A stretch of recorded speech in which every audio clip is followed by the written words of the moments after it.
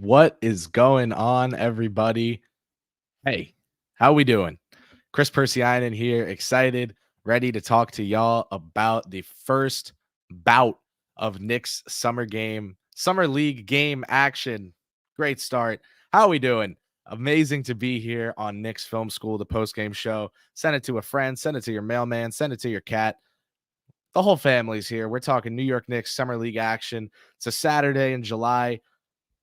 I think there's no better time to talk some basketball than a day that ends in a Y. So we're here, and I am very excited to see y'all in the chat. Welcome, everybody. Let's get this party started. But I will remind you, ask questions. Don't be afraid to ask questions. There are no dumb questions. I may have a dumb answer, but I will do my best to get to everyone. Let's start out with the super chats because you guys are crazy, insane people and already dropped some. So with that said, we're going to start out with Dom Cappuccini. Dom, what is going on, my man? Legend of the KFS Discord. You can join that by joining the KFS Patreon. That link will be down below. Did Dadier appear more pesky on defense today than you have seen on his EuroLeague tape? I'm going to be honest. The boring answer here is no, he didn't. I know, like, I was just in studio at SNY for New York Got Game with Dexter Henry with the New York Post and SNY. You can go check that out on the New York Post Sports page or on YouTube. I was talking about how Dadier has some stuff to show defensively, not necessarily in regards to aggression or in regards to effort, but that has to be the foundation. What we'd like to see from him is knowing where he has to be, making the right rotations, closing out properly. There were some moments where he got caught by Brandon Miller. Now, remember, Brandon Miller is first team too good for Summer League, but Dadier did get caught by Brandon Miller a couple times on dribble fakes, ball fakes, footwork. But that said, I also think that he has done he's done a good job of making sure that it's not a matter of, oh, this kid looks 18 out there. Like he does, but he was feisty, and I think that's his character, is to be feisty like that out there.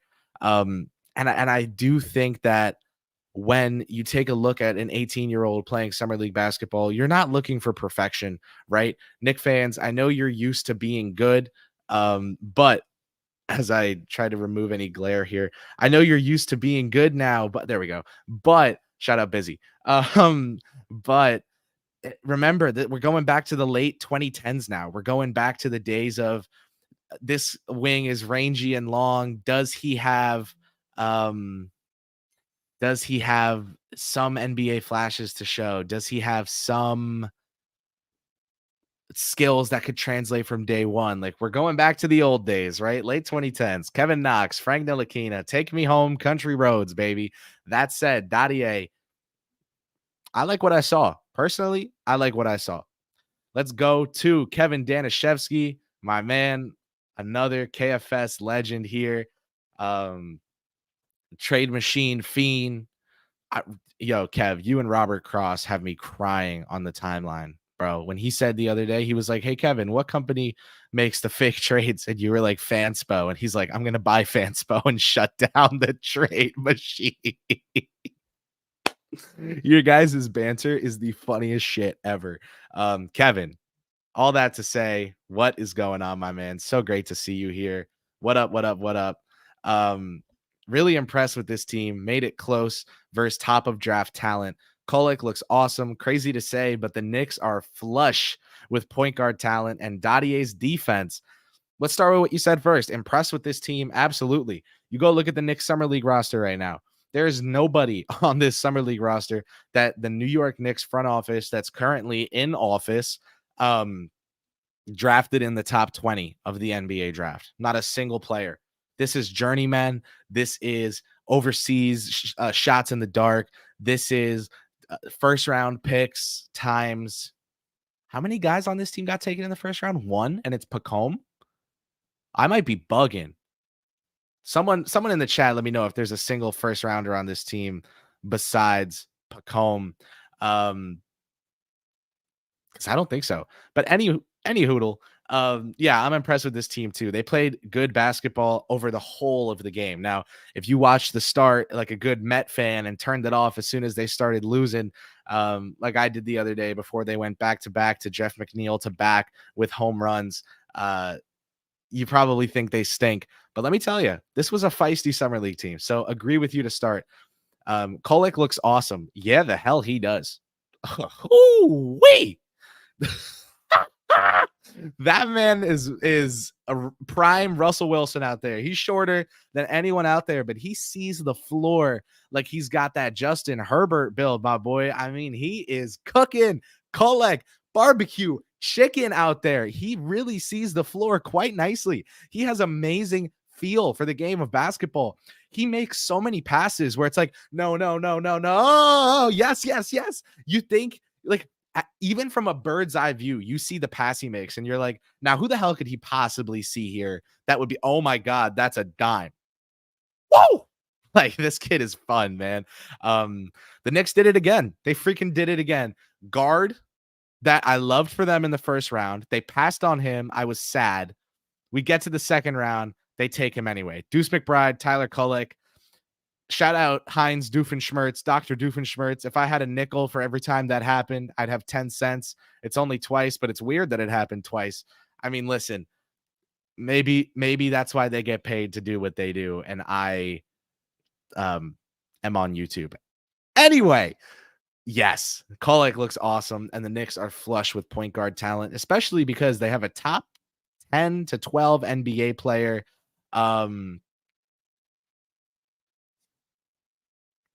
In Jalen Brunson, and shout out to him. El Coriano 11. Let's go to you. Which contract surprised you most from most to least? Jalen Brunson, Isaiah Hartenstein, OG Anunoby, Obi Toppin, Emmanuel Quickly. This is a trip down the ghost of Knicksmas past and present. Seems like all were overpays except Brunson. Let's break it down. Let's see. Okay. Most surprised, Isaiah Hartenstein. I thought somebody would pay him. I did not think that somebody would pay him 29 million United States dollars per 365 days to play the game of basketball. So good for him. You know, NBA New York, if you're in here, hit screen record. The Knicks, like they had an offer they thought was competitive with what Oklahoma City's offer was. And Isaiah was really thinking of just passing up on the money and taking the Knicks offer. And that said, the Thunder knew that, and they made that decision a little easier for him with that raise that they gave on their offer to bring it up to 29 million per year. That's crazy. That's just crazy. So I'm going to say iHeart surprised me the most. Next up, I'm going to go from most to least. We'll start with iHeart. Next up, we will go to OG Anunoby. OG Anunoby surprised me a little bit, but we're already in that range of just surprised me a little bit. I thought he would end up getting like 5 for 200 at most. I'm sure there are incentives in his deal or whatever that took it to the number it was at. But with that said, you know, good for him. Highest paid Nick of all time by dollar amount. Inflation's real. Salary cap going up is real, but that's still crazy. Good for OG Anunoby, who was very important to this basketball team once they acquired him. Third most surprising contract. I'm going to go Jalen Brunson because I can't believe he took that shit. I know it was reported by like months ago by Steve Popper that like expect him to sign this summer and take the pay cut. So like Knick fans were ready for this, right? Like it was a possibility, but it was so crazy. You kind of had to believe it when you saw it, and it happened. You know, the $113 million pay cut figure is overblown. Everyone should know that. It's 37 million. Even Adrian Wojnarowski said on this broadcast it was just 37 million. So I think that, you know,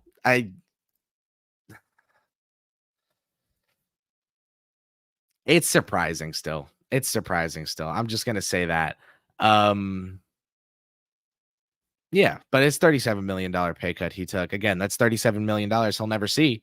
And that's a lot of money, but so is $156.5 million. So I think that's kind of how I see it. I'm not in the business of feeling bad for someone getting paid $156 million over 4 years to do what they love, no matter what it is. I'm not just saying play basketball, but like to do what they love. Yeah. Next up, top in, then quickly. We knew those guys were going to get paid. Busy. Number one, clean your camera. You have a glare. I did as soon as I saw this super chat come in. Thank you so much. Sorry about that. Number two, who is higher on the depth chart right now, Toppin or Pacome? If we're talking about right now, it's probably Toppin. Probably Toppin. If it is December, maybe Pacome. I don't know. Yeah, I don't. That's tough to say. I mean, you give me a second to think about it, and I can put like real thought towards it. Um, hmm.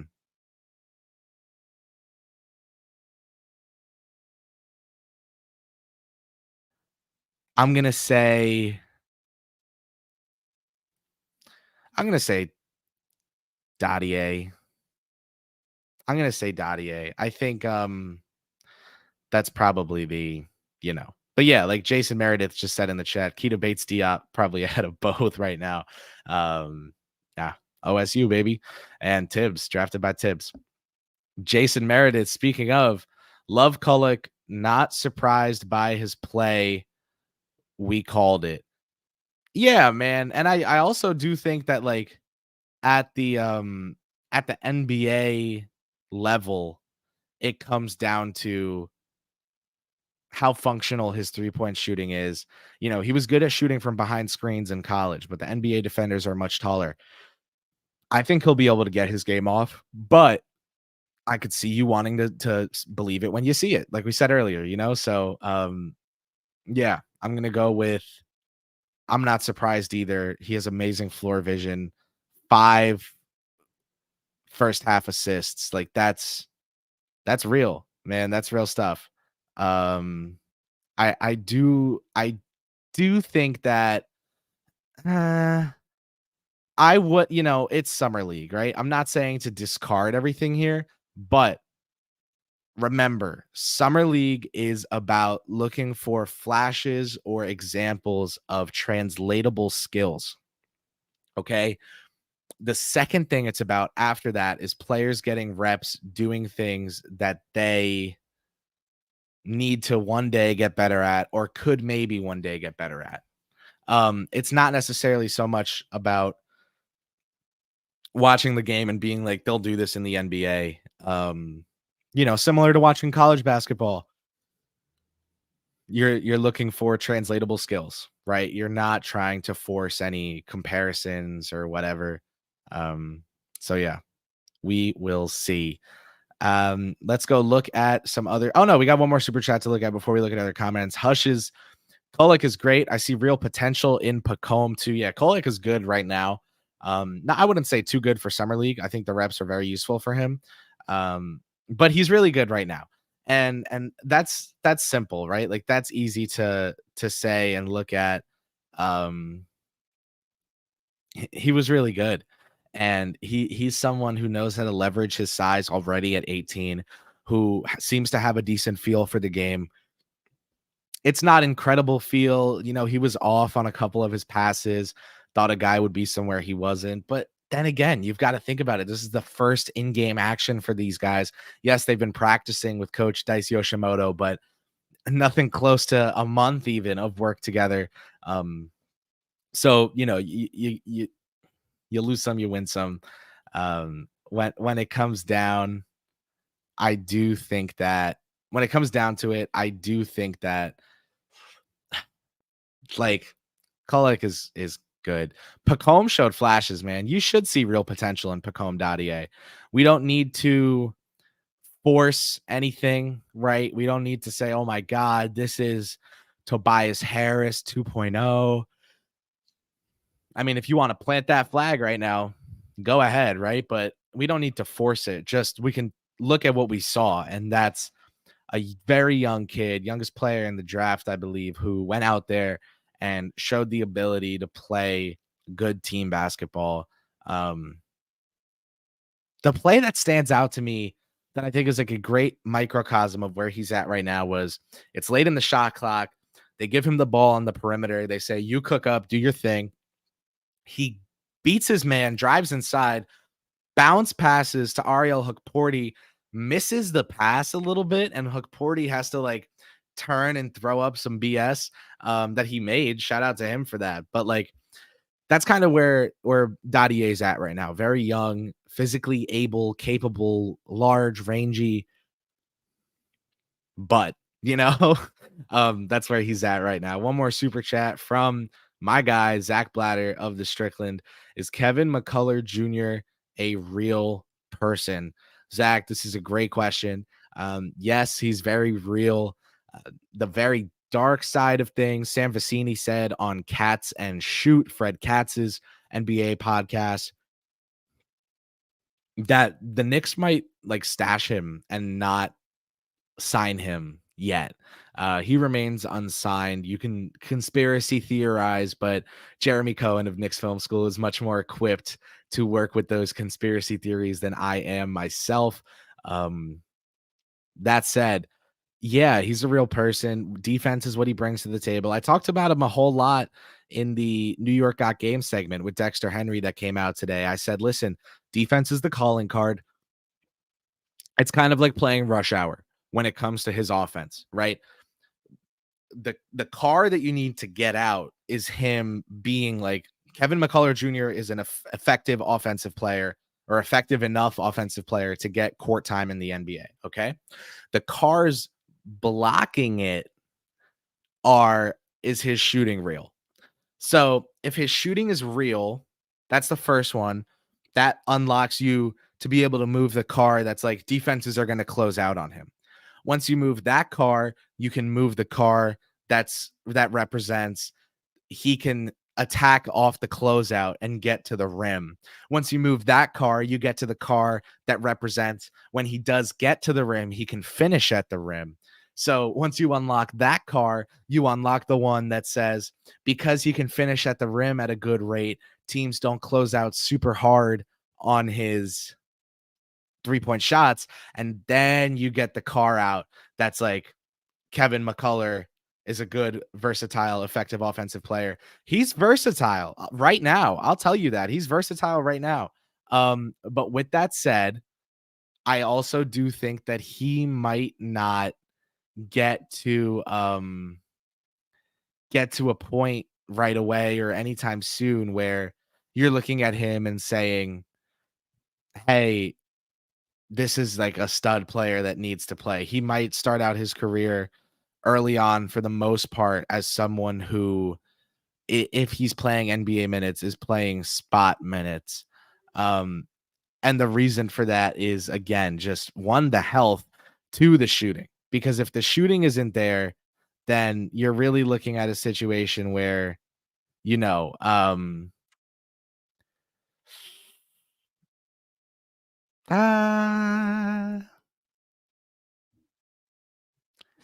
he's not getting respected on the offensive end of the floor by defenses. And even though he is good defensively, he won't get a chance to show it because he won't be on the court. One more super chat. Let's get that up and get to it.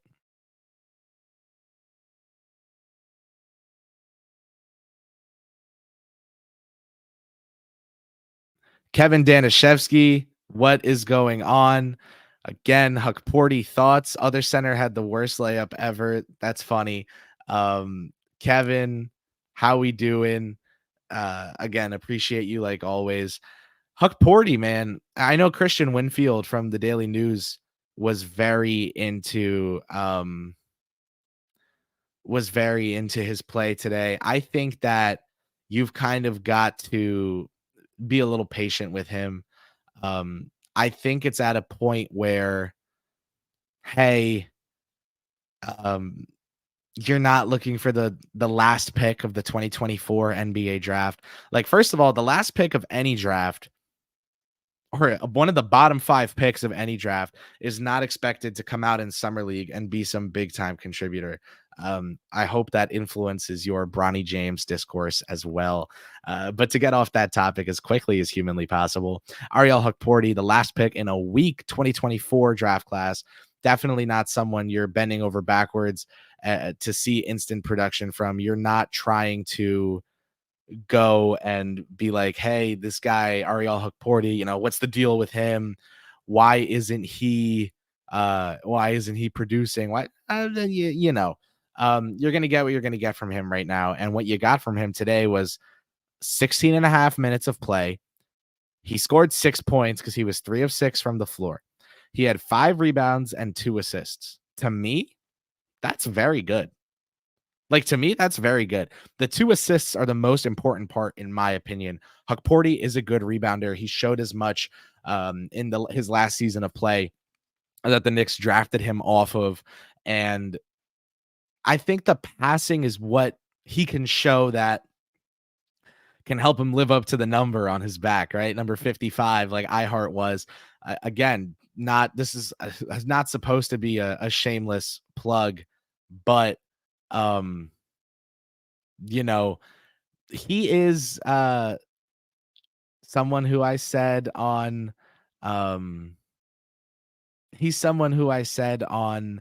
Dexter Henry's show, New York Got Game, today, that basically, like, if he hits his highest outcome, it is something like an Isaiah Hartenstein.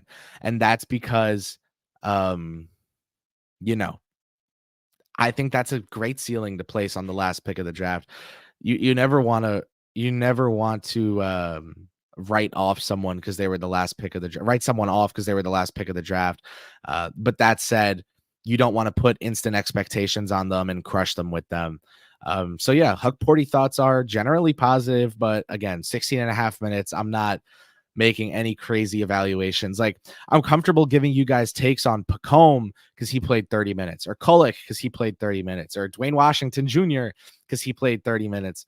Jokubaitis even with his 14 minutes because he's on the ball. But Hukporti, I would need to rewatch this summer league game because he's just not,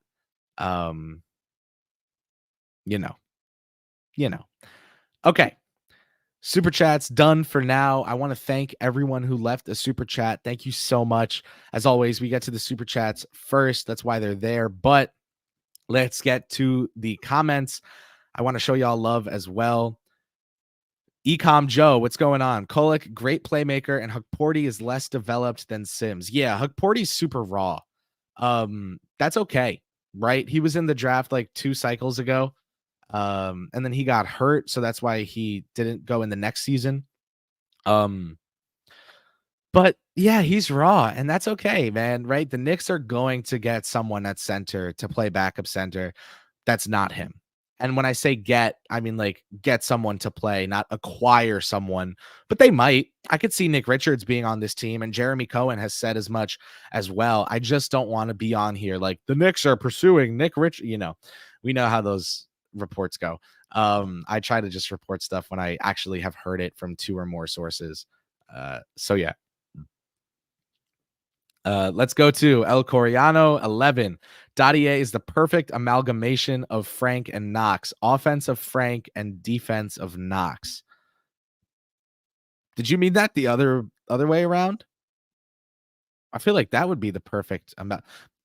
Maybe Frank on offense and Frank on defense would be the perfect amalgamation of Frank and Knox. But if you mean like Frank's game with Knox's size, I'm with you there. He's big. Like, y'all see Dadier out there. He is not scrawny. He's not little. Like, that is a guy with an NBA frame. I remember the first thing I said about him on the draft live stream with Kev Words and GMAC being like, this guy has size to be a wing in the NBA, and he showed it. So yeah, El Coriano, shout out to you for the super chat and the comment. George Alvernia, what's going on? This team we just played already played 3 games before us, and they're unbeaten. So the fact the Knicks almost walked out with the win is a good thing. Yeah, I mean, I have to agree with you. I don't think anyone should be sitting around like, I mean, unless you placed like a mortgage worth of a bet on Knicks Summer League money line, in which case, like, there's a number for you to call, you know? But I do think that like 2-point loss is not the worst thing in the world. And I do think that they showed like what they're going to show. You know, no one should be sitting around counting summer league wins and losses. I do think that you can't be too upset about this loss. This is a great take, George. You know, in the regular season, when people give like well, you know, the Knicks we're projected to lose to this team anyway, so they only lost by 7. That's not that bad. Like, okay, if they lost by 7, they were in there. Like, they could have won, right? Like, it's summer league, right? No one should be like tweeting hate at Jacob Toppin for missing that layup. So yeah. Next comment, AP. Kulik reminds me of Mark Jackson. He's going to have a lot of assists. The other draft picks need a lot of seasoning. Whoa, that is a hot take comparison, but I love it. AP. I want to say Jackson had like a nose for scoring that Kulik doesn't as much, but Kulik is really good at creating looks for others. And if that's how he reminds you of Mark Jackson, I would say that that's a great observation. Good basketball eye for that comparison, the Nick to Nick comparison. So, and yeah, I agree. The other draft picks do need a lot of seasoning. But that's what Summer League's for, right? That's why we're here. That's why they're out in Las Vegas getting reps together against the rest of the young NBA or unproven NBA. These guys that need a lot of seasoning are not going to be the deciding factors in wins or losses in the regular season, and certainly not the playoffs. So it's the way she goes. Let's get another comment going from y'all. You guys came with the questions today. I appreciate it. I appreciate everyone in here. That matchup wasn't fair. The Hornets had 2 NBA players out there. Hey, now you lose by 2. It seemed fair to me. But Brandon Miller, you know, sign a deal with League Fits and just spend the rest of summer league showing off your best outfits that you brought with you to Las Vegas. You do not need to touch a basketball. I do not need to see him put the round orange thing and the other round orange thing a single more time to know that he is too good for summer league. Next question coming up. Let's see what we got. Church Shane 7. Kulik is going to get some burn this year. I would tend to agree with you. Injuries are part of the game. They happen. It's unfortunate, but these guys are putting their bodies on the line for the betterment of the team and for fans' entertainment. You have to respect it. You have to love it, the dedication from them. And as a result, it results in people getting opportunities. You know, a broadcaster gets a raspy voice. Young kid's going to get a call up and get to call a major league game. Like, that's just the way it goes. In the case of the players, you know, someone who plays guard is going to miss a single game at some point this season. Like, Kulik getting some burn this year means get some burn. It doesn't mean he's going to get in there and play like consistent minutes. I wouldn't see him playing consistent minutes. Like, I would say Kulik probably averages 12 minutes a game this season. And the reason for that is not because he's going to play 70 or more games playing 12 minutes a game. I think it's because he's going to play 14 games. And when he does, he plays like 12 to 14 minutes a game. So I would see the minutes per game being high. Yeah. I also do think that like he should be fine. He's not an amazing defender. He's not a good defender. You know, could John Macri, if Jeremy Cohen set a really sturdy screen, get a bucket on Kulik right now? Maybe, but that's not why he's out there. If you think the Knicks drafted Tyler Kulik to be out there and defend like that, he sets guys up on offense. The Knicks just invested a ridiculous amount of money and draft capital into defensive wing stoppers who are multi-positional, versatile, switchable defenders. Say that 3 times. That's a tongue twister for you. Next question. Let's go to Ben Kim Gervy. What's going on, my man? Dottier impressed me with his passing instincts. Dude, the little lefty whoop-de-doop. You saw that? Woo! He took that out of the bag today. Yeah, he was fun. What impressed me was him getting into the paint and then making the pass out of there. Because for him to get the rim pressure, make the pass out of there, I was like, okay, young fella, get that game off, right? Like, I thought that was impressive to me. I wasn't expecting that from him. But that's the thing with Dottier. Like, he's going to show you those flashes. He's also going to, like, blow defensive assignments, and he's going to blow layups, and he's going to airball through. Well, he did that already. But anyway, he's gonna be someone who I think could be good in the NBA. Like, we don't know, right? He's 18 years old. He is 4 years younger than me. Don't expect everything day one. Next question. Let's run it. Dorkasaurus Rex. What am I talking to myself in the mirror right now? What about that Hukporti hook shot? Yeah, man. That's it, right? He missed one. He made one, as far as I know of.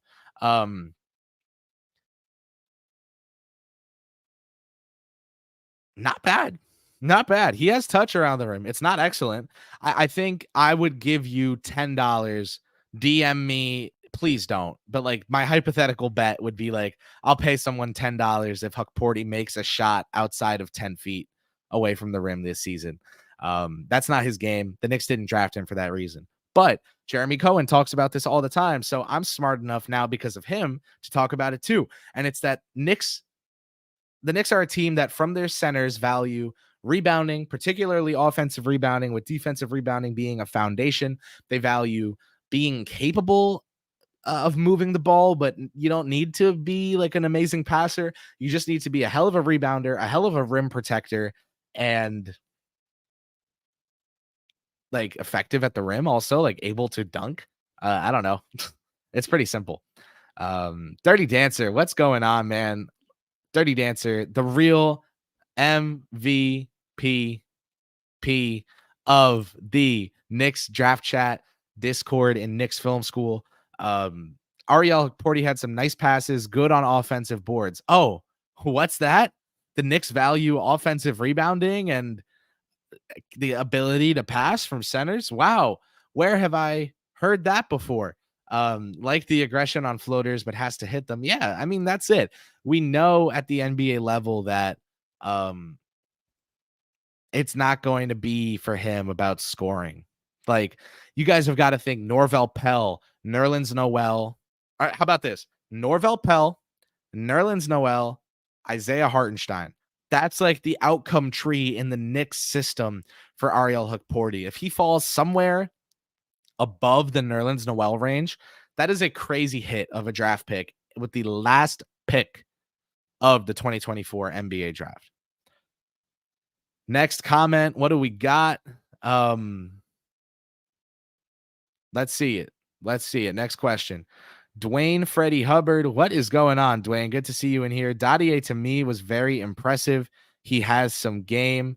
Dwayne, do you work for Hawaii Athletics? Shout out my guy Jeff Reinebold if you do. Tell him I say what's up. Yeah, Dottier has some game. And again, like, let me just confirm right now how old he is. Okay, in 2 weeks exactly, he turns 19. What were you guys doing at 18? Personally, I was getting like B pluses on tests and applying to college, shitting myself, trying to find out where I was going to be spending the next 4 years of my life. This kid is spending his time playing basketball for the New York Knickerbockers of the National Basketball Association. Come on, man. Like, what the hell? Anything is a good thing with him. Anything you see is a good thing. Seriously, like, I'm going to go full spin zone here. If he looks like shit in some regard, he knows now early what he needs to fix. If he looks good in some regard, he's only 18. Shout out Jason Tatum. NBA champion. So yeah. Next question. What have we got? Leon Mitchell, what's going on? Rokas was her drafted stash. Now he is going to be a permanent stash. Welcome to the roast of Rokas Jokubitis. Damn. But I get what you're saying. I'm gonna do it. I don't think he looked terrible today. I liked what Rokas brought to the table. I didn't think it was groundbreaking. I didn't think it was so incredible. We need to stop the presses and like Rokas is not a Jokas on the back page of the New York Post, but I do think he looked decent. You're looking for him to be improved based off of his 2021 Summer League appearance. And that's the thing with him is like he actually has a very similar game to Tyler Kulik. The thing is like Kulik looks as good as he does right now, and he's better at throwing alley-oops, and he's probably a better three-point shooter. Rokas is probably more adept at the NBA level with pick and rolls right now. So there's a little give and take. But again, Kulik just got the biggest contract in terms of guaranteed money by a second-round pick in the NBA literally ever. He is the investment for this team. But thank you, Leon, for the comment. Thank you, everyone, leaving a comment. Navy Blue 76, what's going on? Tyler Kulik is NBA ready. He should have gone in the first round. Leon does it again. The Knicks, I'm pretty sure they were willing to take Tyler Kulik in the first round. Everything I heard pre-draft from sources adds up to the Knicks were going to be willing to take Tyler Kulik in the first round of the NBA draft. I thought he would be really good. I had him in my top 21. I think he was number 21 on my board, but I spent a lot of time covering him on Draft Class, and it was primarily because I was pretty sure the Knicks were going to take him at 24 or 25 before anyone else could. Lo and behold, Brock Aller, Walt Perrin, and Leon Rose know more about basketball than I do. Who's surprised? So yeah. Anyway, I think that he, very impressive. Kev Words, what is going on, my man? How we doing? I just shouted you out earlier. I hope you saw that. If not, I shouted you out earlier. KP, I'm live from Summer League. Nice. I wish I was out there. Dadier's on-ball defense was better than I thought it'd be. Everyone around me loved Kulik's passing and hated Dwayne Washington shooting every shot. Okay. I will work backwards on this super chat. And thank you, Kev, for the super chat. Thank you, everyone who's left a super chat. You are appreciated. Dwayne Washington, okay, I remember Macri saying this about Julius Randle in 2020 and 2021. Oh, no, in 2020, and y'all hated him for this. But, someone's got to take the shots. Someone's got to do it. Dwayne Washington Jr. may have been the only Knick. I mean, screw it. Let's go one by one. Pacome Dadier, do you trust him to create his own shot at the NBA level right now? Probably not. Jacob Toppin? No. Ariel Hukporti? No. Tyler Kulik, he can create for others, so that's a half point. Dwayne Washington? Yes. Dimitrios Skopintsev? No. Rokas Jokubitis? Sure. Damian Bowe? He was feisty today, but I don't know that I trust him to create his own shot at the NBA level. Justin Lewis, same thing. Devin Kennedy, same thing. So, Washington is one out of 1.5 players on the Knicks Summer League roster who I trust to create their own shot. And with that said, I do think that, someone's got to take the shots. So not the end of the world to me. All right, let's put it like this. Would you rather see Tyler Kulik and Rokas Jokubitis and Pacome Dadier getting to run free range like Kevin Knox did when he was 19 years old and then never get that usage again in their lives and have no idea what the hell they're doing? Or would you rather let them live with the usage they had in college or overseas and then start showing them what you're looking for them in their NBA role? Dwayne Washington Jr. is a necessary evil, y'all. And I don't think he's an evil. I think it's like a chaotic neutral. I think that's, that chart, and it's good, neutral, evil, good, positive, chaotic, or like calm, chaotic, peaceful, whatever the shit. He's like a chaotic neutral. That's Dwayne Washington. All right. To my producer, Mark Roskus. First of all, shout out to you. Thank you so much for doing this with me. Let's get a couple more questions going and then we'll wrap up here. But there's so many people in this chat right now. I want to show them all love. I want to get to a couple more questions. So let's go to Jason Meredith. I expect Rokas, Dadier, and Hukporti to look better next game. They looked overwhelmed in the first half, settled down more in the second half. Yeah, I totally agree. I don't have analysis here. I have nothing productive to add to this. Like, this is a great comment. This is a great analysis of what just happened. It's simple, it's to the point, it's accurate. I too expect them to look better next game because they looked overwhelmed in the first half and settled down in the second half. Jason, salute to you, my man. You should be right up here. So yeah, super chat coming in from Debo. Let's go to that and then back to Al Tango. Mark, let's go to Debo first. Debo, what is up, my man? Shout out to you. If y'all don't know, if y'all weren't here for Dream, draft rules, everything around me, Debo was always in here dropping questions. I really appreciate him, and he's the man. Debo, I hope Dadier gets a chance to hoop in Westchester. Saw some good things. I can picture Kolek distributing to Dante DiVincenzo and Josh Hart at some point. Nailed it, man. I really would like to see Dadier get a full season in Westchester. A little bit of structure, but use that to give him the freedom that he can, that high usage freedom that we talked about earlier. Summer League, give him a chance to like be a guy on the roster from day one. If he doesn't show you, which I don't think he will, because again, the motherfucker is 18 years old. But like when if he isn't a rotational player, it's okay. Just let him try to show it. If he doesn't, and I don't think he will, not a bad thing. He's just 18. Send him to Westchester and give him that high usage, because we have seen a lot of times players in college who projected to be role players in the NBA, but were number one options in college. They get those reps, right? The NBA today, this is a trend that's developing more and more aggressively as the years go on right now, is so much about what can you do off of a closeout? Everyone in the league can shoot, right? So they're going to close out on everyone. Can you make them pay? Okay, so like Davis Bertans, the Knicks have been rumored to be interested in him. That's why his name came to the top of my head.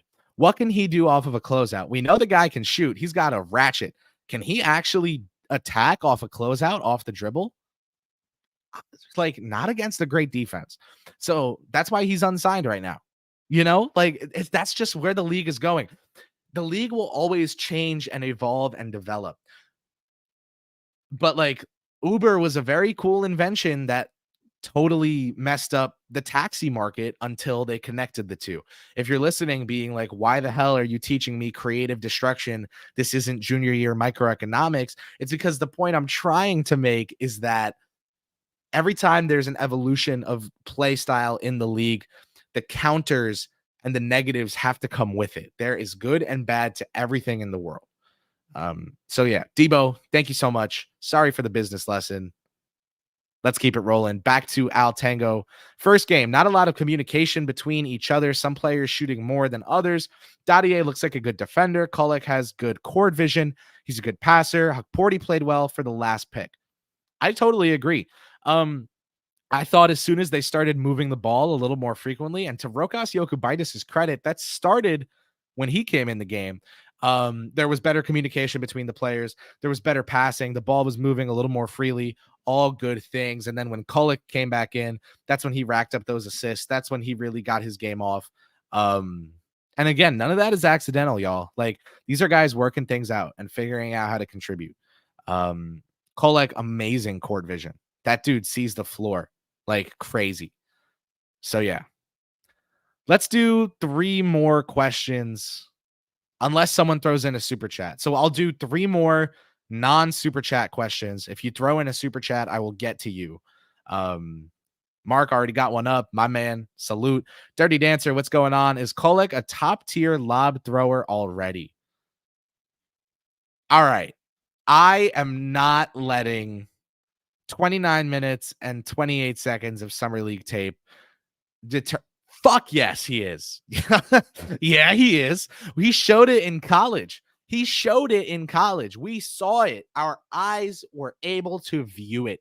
The guy is a stud when it comes to lob passes. That's it. That's a fact. How useful is of a skill is this? Well, again, it's like rush hour. For this car to get out, you need teams to respect him, his shot, and close out so that he can drive. And then when he drives, you need a roll man who teams respect the vertical spacing of. Mitchell Robinson. Sorry, terrible cold. Might have the vid. Yeah, I just think that like Kolek is definitely a top tier lob thrower. Top tier does not mean like top 5 in the entire freaking NBA. Top tier, what is there? 400 jerseys. He's top 50 lob throwers. He's top 40, 30, mayhaps. Yeah, screw it, 30. That shouldn't be like a crazy take at all, and that's top tier to me. Ari, what's going on? Washington and Toppin were the Knicks two-way players last year.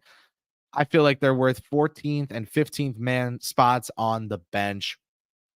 Yeah. I mean, the Knicks typically like they do this thing where they do not waste time drafting players with like the 58th pick and then developing them at the end of the bench. So like Hukporti is on a two-way deal for a reason. He will develop in Westchester. He will play with the big league club if like the top two centers go down with injury. I would if you put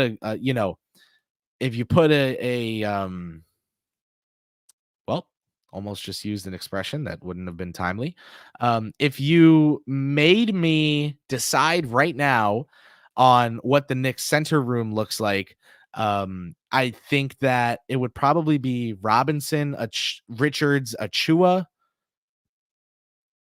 like at the start of the season. I can see Sims being the third center if they don't get Richards. But yeah, I could see one of them, getting the last bench spot. Did they extend? They extended the two-way qualifying offer to Toppin, right? So two-way qualifying offer to Jacob Toppin was yeah. They extended the qualifying offer to Toppin. Fred Katz reported that. Dwayne Washington, Fred Katz, you are my hero. What do we got? They did not extend a two-way qualifying offer to Dwayne Washington Jr. So maybe Toppin will get the last spot. Washington Jr. Maybe not. Really not sure. There are 1,000 of you in here right now. What the hell is wrong with you guys? I love you all. This is Summer League, by the way. Did y'all know this isn't a regular season game? There are 207 watching on YouTube. There are 1,000 people watching on Twitter. I love every single one of you. This is freaking awesome. So yeah. Yeah. All right. Jason Meredith, Dwayne Washington Jr. Mark, I'm gonna screw you. This isn't a question, so you got to give me a question after this. But Jason deserves to have this comment read. Dwayne Washington Jr. is a bucket getter on the G League level. No need to waste thoughts on him. He helps by taking on a scoring load and putting other players in their proper roles. Cosine, cosine, cosine, cosine, cosine, cosine, cosine, cosine, cosine, cosine. That's a great comment. One more question, Mark. One more question. If you want to sneak in a super chat, now's the time. If not, we'll wrap this up after this next question. Mark Roskus, what do we got? You can't find a question. I'll find a question. Dirty Dancer. Now that RJ and Burks are gone, who is the scapegoat of the 2024-2025 NBA season? Don't worry, Mark. I got you. Okay. Dirty Dancer. I will say the scapegoat of this season will be Julius Randle, coming soon to a theater near you, is ready to reprise his role of the scapegoat.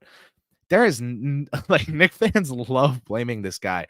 I was one of them in 2020, and I learned really quickly just from like watching and being like, hey, I think this guy's not as bad as people say, that he was a convenient scapegoat. The 2022 season, when he had a stinky year, oh my God, I was on the front lines, like getting my ass knocked out.